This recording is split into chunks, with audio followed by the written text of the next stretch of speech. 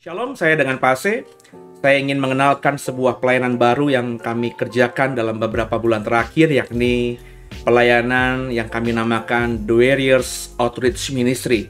Sebuah pelayanan atau pengabdian kami secara komunitas untuk melayani masyarakat-masyarakat yang mungkin dipandang sebelah mata oleh orang-orang di sekitarnya. Yang kami kerjakan hari ini adalah melayani para warga atau jemaat Tuhan atau orang Kristen yang sedang ada masalah hukum dan saat ini sedang dititip di dalam proses hukum di Polres Tangerang Selatan. Ya, ke depan mungkin kami akan melayani lagi beberapa kantor-kantor polisi baik di Polsek maupun di Polres. Dan kemudian kami juga sudah melayani pelayanan pembinaan rohani secara online via aplikasi Zoom untuk lapas-lapas yang ada. Ya, ada beberapa lapas yang sudah kami layani. Ada lapas di Rajek, ya. Ada lapas juga di Pematang Siantar. Jadi lewat aplikasi online ini, aplikasi Zoom ini, pelayanan digital ini, kita yang di Serpong, yang di Banten bisa melayani lapas-lapas yang di luar jangkauan, ya. Seperti di Pematang Siantar, jauh di Sumatera Utara sana. Dan kami percaya pelayanan ini ketika kami lakukan dengan sungguh akan menjadi berkat buat para warga binaan di sana, dan kami percaya juga kalau kami setia, Tuhan akan nanti bukakan juga pelayanan-pelayanan lainnya. Kami rindu kami juga bisa melayani nanti ke depan kaum LGBT, melayani juga para, maafkan saya, gelandangan, orang-orang yang tidak punya tempat, yang hidupnya di bawah kolong jembatan dan lain sebagainya. Kami sedang berdoa dan memikirkan bagaimana melayani mereka dengan apa yang bisa kita lakukan hari-hari ini, terutama lewat pelayanan digital. Dukung doa saudara supaya pelayanan kami ini semakin berdampak, dan kalau saudara rindu ingin memberkati atau mensupport pelayanan kami lewat dana, lewat uang saudara, kami tentu bersyukur kalau kami disupport oleh saudara, dan persembahan kasih saudara bisa disalurkan lewat nomor rekening yang ada, dan kami akan menggunakannya untuk melayani orang-orang yang sedang diproses Tuhan, terutama yang sedang ada di Polres dan juga yang ada di lapas untuk saat ini. Demikian, saya percaya kalau kita bekerja sama, kami dan saudara bekerja sama dengan memberi yang terbaik apa yang kita bisa beri, maka pelayanan kita ini tidak akan sia-sia. Apa yang kita tabur pasti akan kita tuai. Yuk sama-sama mengikuti ibadah ini sehingga kita juga bisa merasakan ya bagaimana saudara-saudara kita yang sedang dalam proses pembinaan di dalam lembaga pemasyarakatan ini. Tuhan Yesus memberkati semua.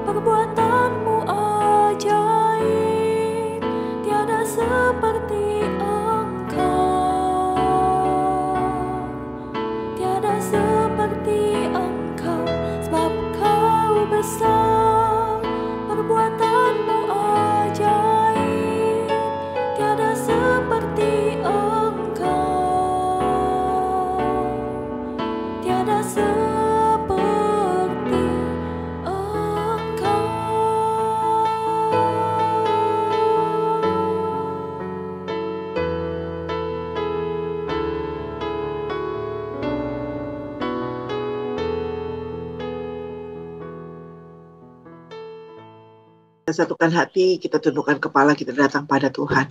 Terima kasih Tuhan untuk hari ini.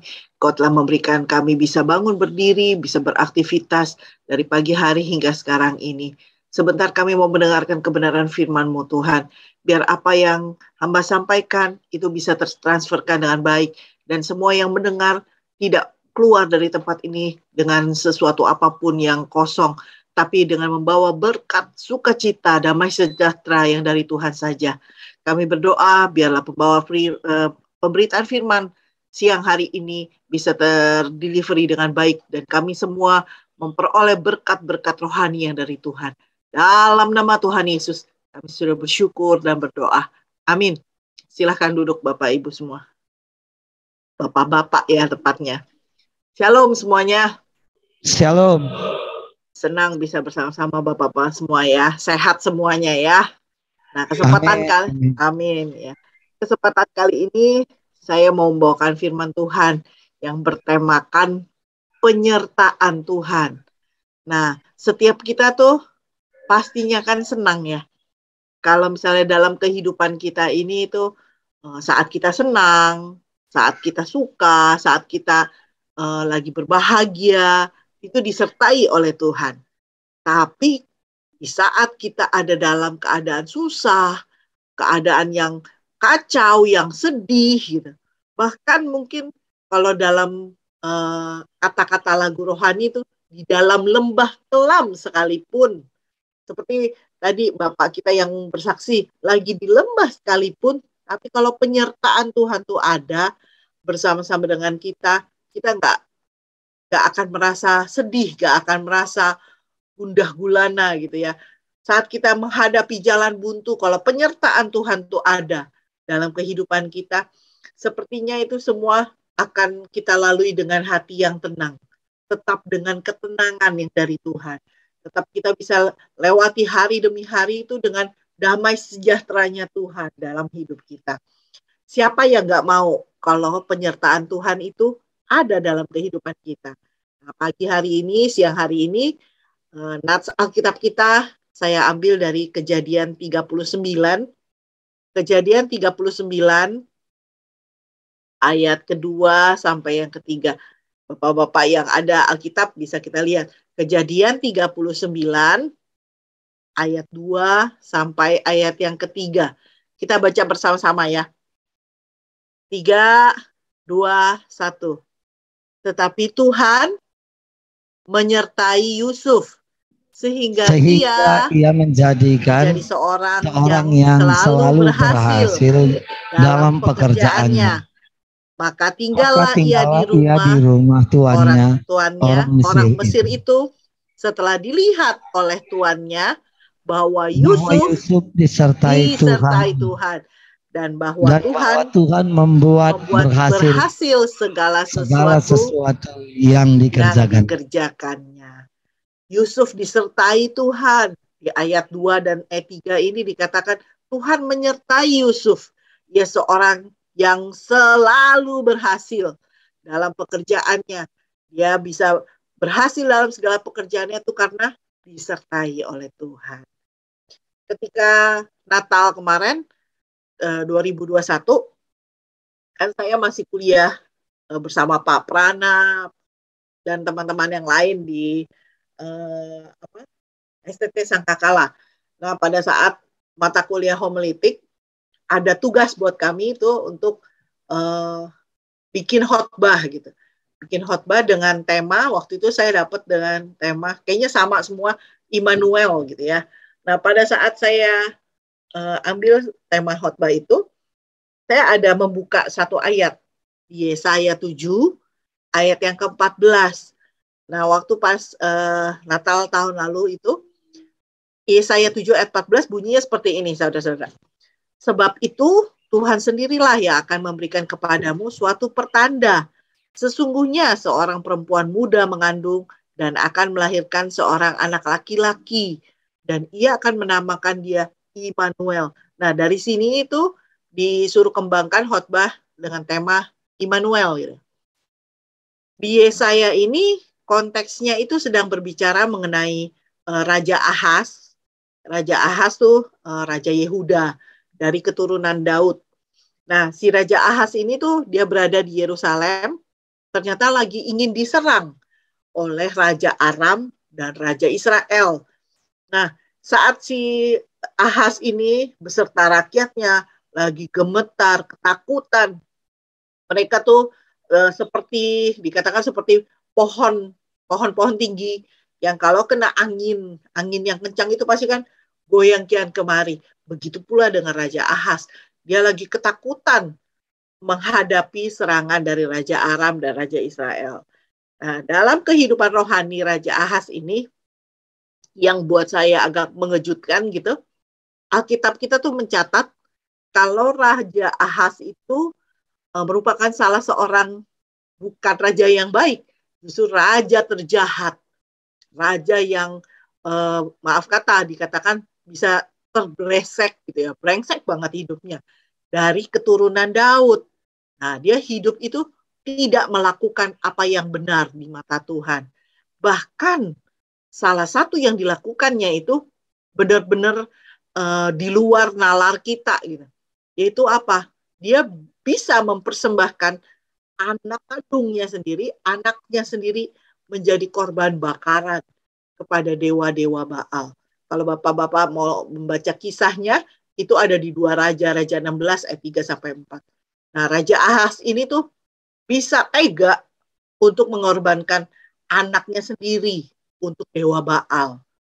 Anak kandungnya sendiri, darah dagingnya, dia rela untuk diserahkan kepada dewa Baal itu. Yang kita tahu namanya dewa Baal itu pastinya kan benda mati gitu ya. Nah, si Raja Ahaz itu kelihatan begitu sadis, begitu kejam. Dia bisa menyerahkan anaknya. Nah, kita bisa tarik kesimpulan kalau Raja Ahaz ini artinya begitu tunduk sama dewa Baal itu, penyembahan berhala itu, sampai yang diminta anak kandung sendiri langsung diserahkan sama dia. Dia nggak pakai pikir panjang, tapi benar-benar langsung menyerahkan anak kandungnya itu untuk dewa Baal. Nah, kita lihat di sini, dia bukan seorang yang takut akan Tuhan. Tapi pada saat dia lagi ketakutan, dia dan rakyatnya lagi ketakutan untuk takut diserang oleh Raja Aram dan Raja Israel itu, Tuhan tuh bisa menyampaikan pesannya, walaupun nggak secara langsung kepada Raja Ahaz ini, Tuhan menyampaikan pesannya kepada nabinya Tuhan, itu Yesaya. Nah, Tuhan katakan, jangan takut, tetap tenang. Dia menguatkan hati Raja Ahaz itu dengan mengatakan jangan takut, tetap tenang. Tuhan Allah akan meneguhkan dan menguatkan hati mereka dan rakyatnya itu. Nah, yang kita lihat di sini, walaupun dia bukan seorang yang benar sekalipun di mata Tuhan, tapi karena dia ada di dalam keturunan dari Raja Daud, dan di mana Tuhan tuh pernah berjanji kepada Raja Daud, kalau Tuhan katakan, sampai kapanpun kerajaannya akan kokoh selama-lamanya. Nah, penyertaan Tuhan tuh ada, dirasakan oleh Raja Ahaz, walaupun perbuatannya tidak ada yang menyukakan hati Tuhan. Seperti nats kita tadi, kalau si Yusuf ini seorang yang disertai Tuhan karena hidupnya benar gitu ya. Nah, orang yang nggak benar sekalipun bisa loh Tuhan sertai. Tuhan bisa menyertai. Dia ada di garis keturunan Raja Daud, Tuhan tetap sertai. Walaupun kehidupannya tidak benar. Itu yang saya mau angkat di sini. Saat penyertaan Tuhan turun kepada Yusuf, dia disertai Tuhan. Nah, kita pun sekarang ini, kita hidup di dunia ini, yang mana ya kita tahu sekarang ini segala sesuatu di dunia ini tidak ada yang kekal. Nggak ada yang tetap, nggak ada yang pasti. Gitu. Apalagi di masa pandemi ini, semuanya bisa terjadi, segala sesuatu bisa terjadi, keadaannya akan semakin susah, keadaannya akan tidak menentu gitu ya, nggak bisa pasti. Kita mengalami masalah, mengalami kesusahan, bahkan bapak-bapak yang sedang disekolahkan gitu ya, di Lapatar ini, jangan mengeluh, jangan bersungut-sungut, jangan menjauh dari Tuhan. malah kita harus mendekatkan diri sama Tuhan, semakin erat sama Tuhan, semakin dekat sama Tuhan. Itu yang harus kita lakukan. Kita semua tuh harus belajar dari kehidupannya Yusuf. Bagaimana sepanjang hidupnya dia disertai Tuhan. Bagaimana dalam kehidupannya gak selalu enak, tapi penyertaan Tuhan bisa terus dia rasakan. Penyertaan Tuhan terus ada dalam kehidupannya. Kita mau belajar dari Yusuf pada siang hari ini. Supaya apa? Supaya hidup kita pun beroleh kemenangan. Supaya hidup kita pun memperoleh sukacita, damai sejahteranya, dan berkat-berkatnya melimpah atas kita. Siapa yang mau untuk disertai Tuhan? Coba lambaikan tangan. Ya, haleluya. Kita semua pasti mau untuk disertai oleh Tuhan. Penyertaan Tuhan itu kita butuhkan. Kita semua bisa hidup berkelimpahan, hidup penuh sukacita, dan beroleh berkat-berkat Tuhan. Saya lihat paling tidak di sini ada 3 hal yang harus kita lakukan. Jika apa? Jika kita mau melakukan seperti kehidupan Yusuf ini, sehingga penyertaan Tuhan itu selalu ada dalam kehidupan kita. Yang pertama, kita lihat dalam Kejadian 39 ayat ke-8 sampai yang ke-9. Kejadian 39 ayat 8 sampai 9. Saya bacakan buat kita semua. Kejadian 39 ayat 8 sampai 9. Tetapi Yusuf menolak dan berkata kepada istri tuannya itu, dengan bantuanku, tuanku itu tidak lagi mengatur apa yang ada di rumah ini. Dan ia telah menyerahkan segala miliknya pada kekuasaanku. Bahkan di rumah ini ia tidak lebih besar kuasanya daripadaku. Dan tiada yang tidak diserahkannya kepadaku selain daripada engkau. Sebab engkau istrinya. Bagaimana mungkin aku melakukan kejahatan yang besar ini dan berbuat dosa terhadap Allah? Nah, kita melihat di sini kalau Yusuf itu seorang yang takut akan Tuhan. Jadi ceritanya seperti ini.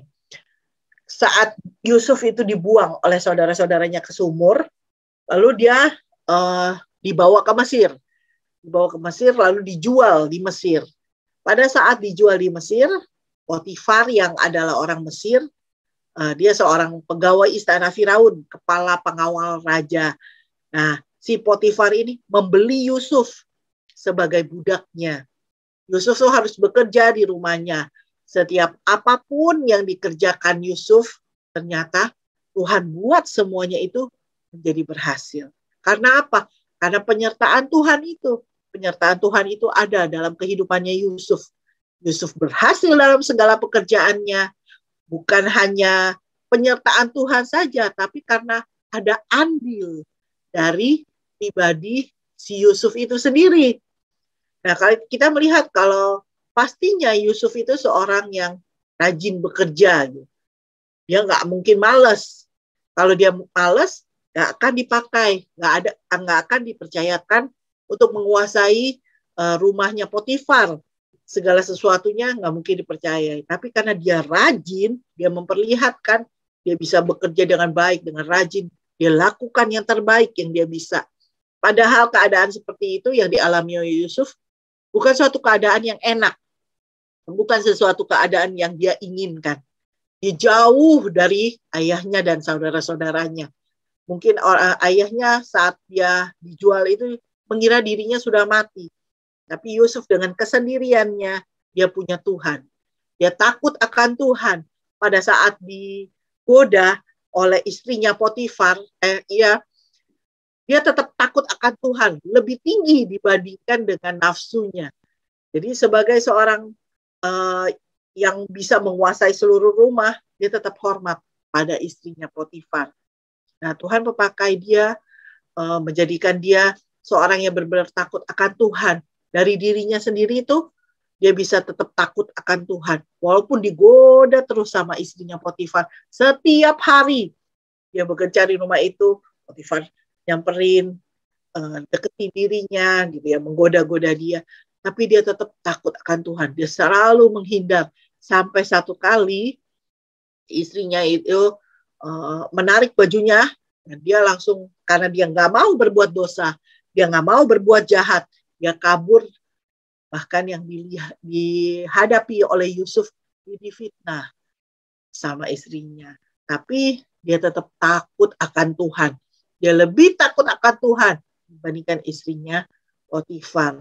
Jadi dalam hal ini Tuhan melihat kalau si Yusuf itu walaupun dengan kesendiriannya diri dia, tapi hidupnya tetap benar di mata Tuhan. Dia bekerja dengan rajin, selalu takut akan Tuhan. Saat digoda istri Potifar, dia lebih takut akan Tuhan. Dia nggak mau berbuat dosa. Padahal seluruh rumah tuannya itu menjadi kekuasaannya Yusuf. Kalau Yusuf nggak takut akan Tuhan, pasti saat dia digoda oleh istri Potifar, dia akan tergoda. Tapi karena dia takut akan Tuhan, walaupun gak ada yang lihat, tapi dia tahu mata Tuhan melihat segala sesuatu yang kita perbuat. Dia tahu Tuhan lihat, dia gak mau mendukakan hati Tuhan. Dia tahu ini salah, ini dosa, dia gak mau kerjakan. Dia takut akan Tuhan, makanya penyertaan Tuhan selalu ada dalam kehidupannya. Dikerjakan oleh Yusuf segala sesuatunya Tuhan buat berhasil. Nah, bagaimana nih dengan kita sekarang ini? Apakah kita sudah hidup benar-benar takut akan Tuhan, menjauhi kejahatan, lebih takut akan Tuhan? Apakah kita sudah menjalani kehidupan kita itu menjadi yang menjadi bagian kita dengan sebaik-baiknya kah? Mungkin sekarang ini kita lagi berbeban berat, merasa tawaran dunia itu begitu memikat untuk kita. Untuk bisa menjadi kaya itu dalam sekejap, wah ini sebentar, kalau gue terima nih tawaran ini, saya bisa langsung kaya nih, saya bisa ini itu. Apakah tawaran seperti itu lebih membuat kita melakukan kejahatan di mata Tuhan, atau kita tetap takut akan Tuhan? Ingat, jangan sampai hal-hal yang tidak kekal membuat kita jatuh dalam dosa. Selalu ingat, kita harus benar-benar takut akan Tuhan di mana saja kita ada, di kapanpun kita berada, apapun yang kita kerjakan, takut akan Tuhan, letakkan itu di atas segalanya. Maka pada saat kita meletakkan takut akan Tuhan di atas segalanya, Tuhan akan mengangkat kita naik. Dia akan membuat jalan kita yang buntu menjadi terbuka. Dan penyertaan Tuhan itu menjadi nyata. Selalu nyata dalam kehidupan kita. Di saat susah, senang, Tuhan tetap menyertai kehidupan kita. Jadi yang pertama, yang kita mau lihat dan rasakan penyertaan Tuhan selalu ada nyata dalam kehidupan kita kalau kita selalu takut akan Tuhan. Menempatkan benar di mata Tuhan sebagai yang paling utama. Prioritaskan hidup kita itu benar di mata Tuhan. Apapun yang kita lakukan, tetap ingat untuk takut akan Tuhan. Itu yang pertama, pelajaran yang pertama. Yang kedua, kita lihat lagi di Kejadian 39 di ayat yang ke-10 sampai 20. Kejadian 39 ayat 10 sampai 20 saya bacakan. Walaupun dari hari ke hari perempuan itu membujuk Yusuf, Yusuf tidak mendengarkan bujukannya itu untuk tidur di sisinya dan bersetubuh dengan dia. Pada suatu hari, masuklah Yusuf ke dalam rumah untuk melakukan pekerjaannya. Sedang dari seisi rumah itu, seorang pun tidak ada di rumah. Lalu perempuan itu memegang baju Yusuf sambil berkata, "Marilah tidur dengan aku." Tetapi Yusuf meninggalkan bajunya di tangan perempuan itu dan lari keluar. Ketika dilihat perempuan itu bahwa Yusuf meninggalkan bajunya dalam tangannya dan telah lari keluar, dipanggilnya lah seisi rumah itu. Lalu katanya kepada mereka, "Lihat, dibawanya kemari seorang Ibrani, supaya orang ini dapat mempermainkan kita. Orang ini mendekati aku untuk tidur dengan aku, tetapi aku berteriak-teriak dengan suara keras. Dan ketika didengarnya bahwa aku berteriak-teriak dengan sekeras-kerasnya, ditinggalkannya lah bajunya padaku, lalu ia lari keluar. Juga ditaruhnya baju Yusuf itu di sisinya, sampai tuan rumah pulang. Perkataan itu jugalah yang diceritakan perempuan itu kepada Potifar. Katanya, hamba orang Ibrani yang kau bawa kemari datang kepadaku untuk mempermainkan aku. Tapi ketika aku berteriak sekeras-kerasnya, ditinggalkannya lah bajunya padaku. Lalu ia lari keluar. Baru saja didengar oleh tuannya perkataan yang diceritakan istrinya kepadanya. Begini-begitulah aku diperlakukan oleh hambamu itu. Maka bangkitlah amarahnya. Lalu Yusuf ditangkap oleh tuannya dan dimasukkan ke dalam penjara, tempat tahanan-tahanan raja dikurung. Demikianlah Yusuf dipenjarakan di sana. Nah, dari ayat-ayat yang kita baca barusan nih, ternyata yang namanya penyertaan Tuhan, ada penyertaan Tuhan itu tidak selalu, bukan berarti hidup kita ini akan selalu enak. Tidak selalu hidup ini akan selalu bahagia. Terbukti dari kisah Yusuf.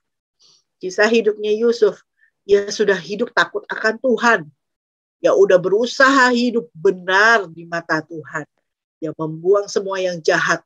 Tapi nyatanya kehidupan Yusuf harus mengalami sesuatu yang gak enak. Seperti apa? Dia difitnah sama istri Potifar. Padahal dari awal yang ngajak berbuat dosa itu ya istri Potifar itu. Tapi karena Yusuf gak mau untuk berbuat dosa di hadapan Tuhan, akhirnya dia difitnah. Jadi kita lihat kan ayat-ayatnya. Dia difitnah sama istri Potifar, dan yang gak enaknya lagi, Potifar pulang, dia terpancing dengan omongan istrinya, Yusuf akhirnya ditangkap.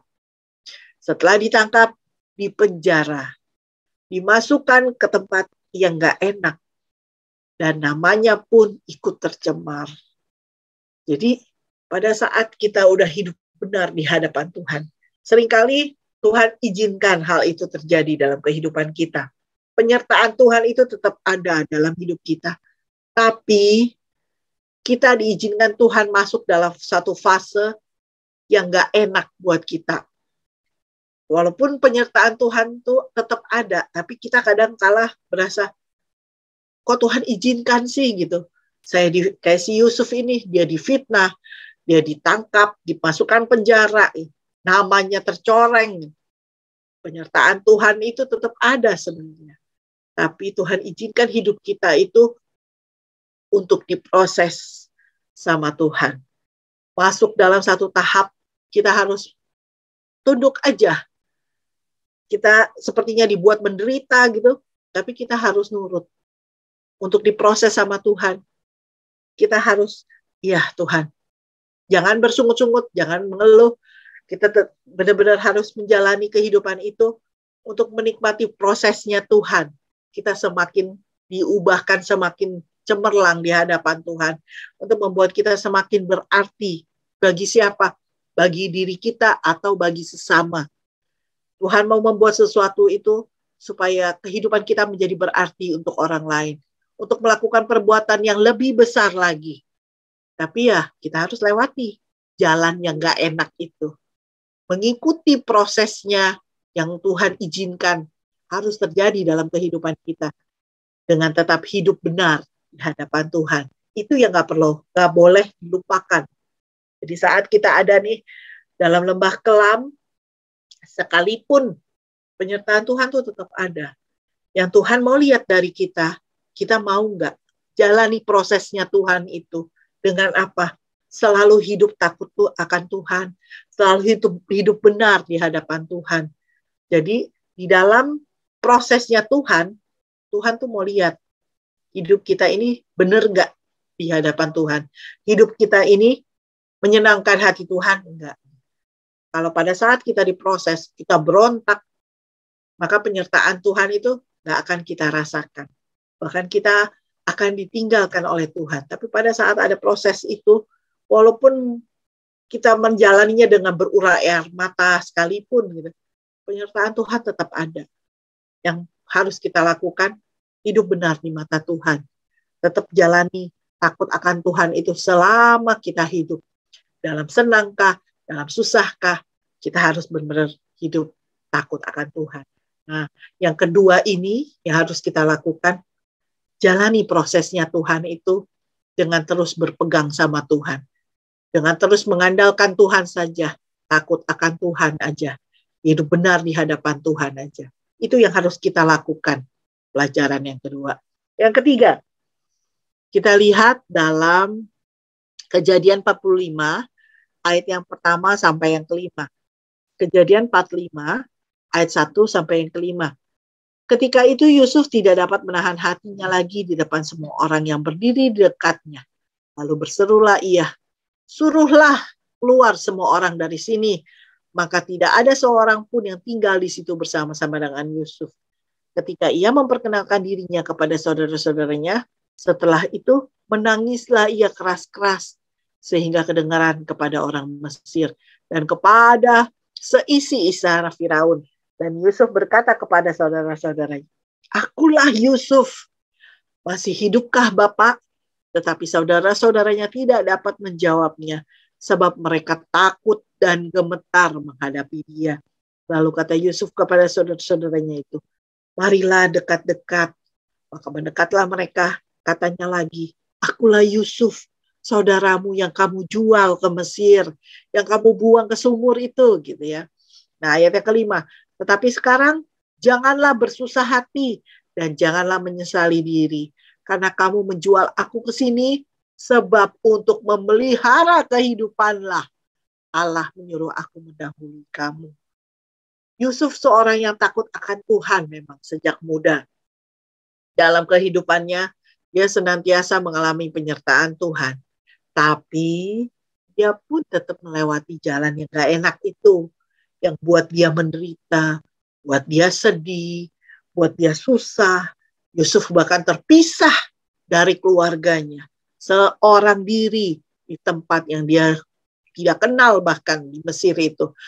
Mengalami perbuatan-perbuatan yang gak enak. Difitnah, ditangkap, dimasukkan penjara.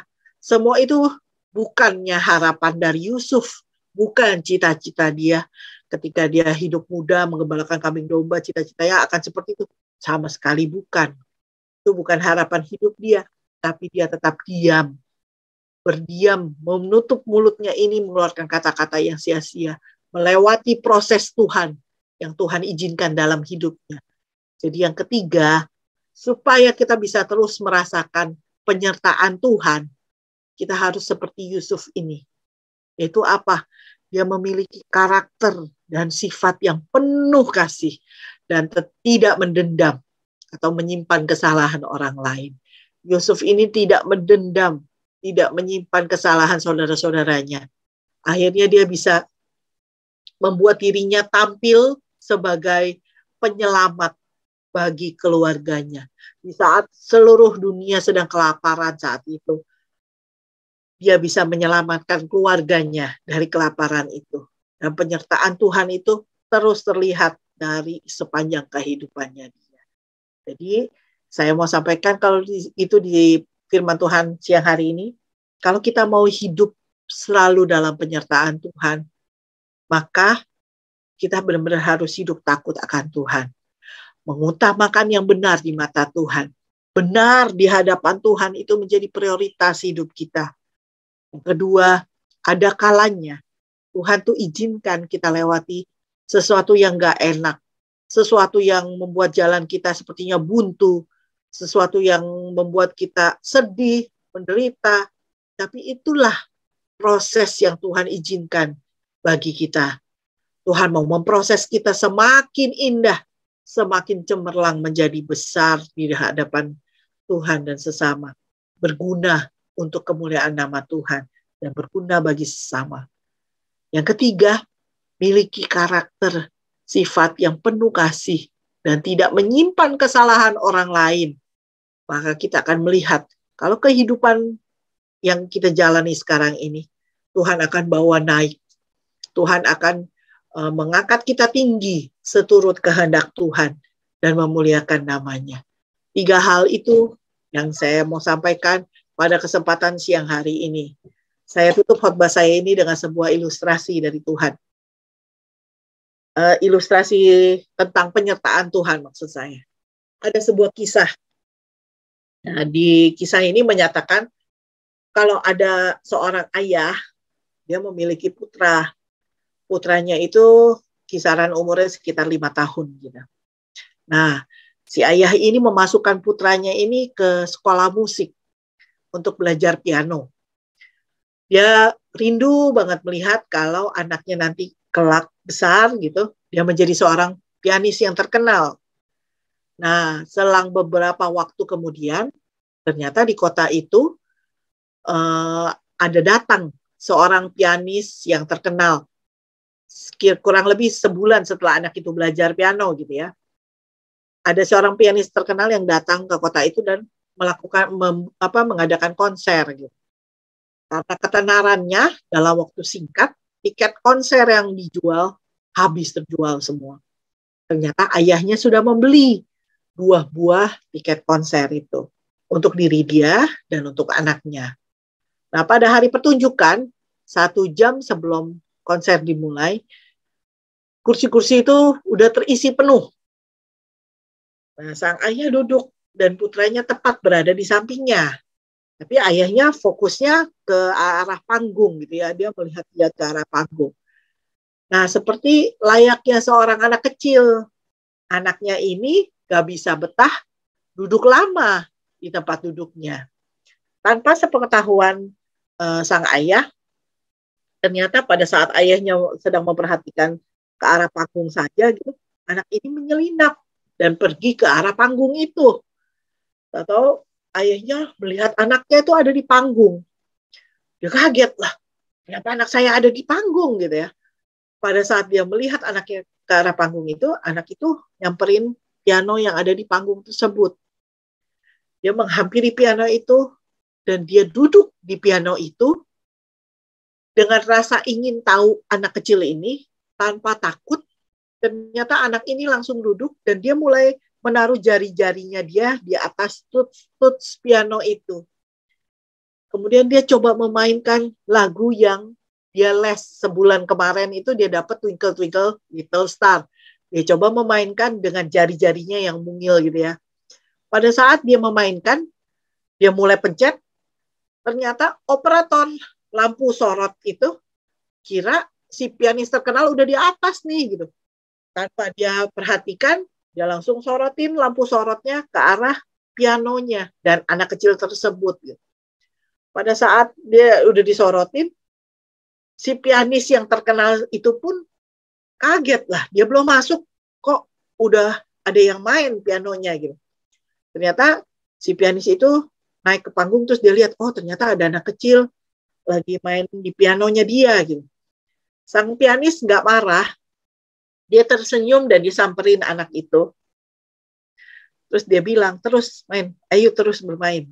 Jadi anak kecil ini terus memainkan Twinkle Twinkle Little Star-nya dia.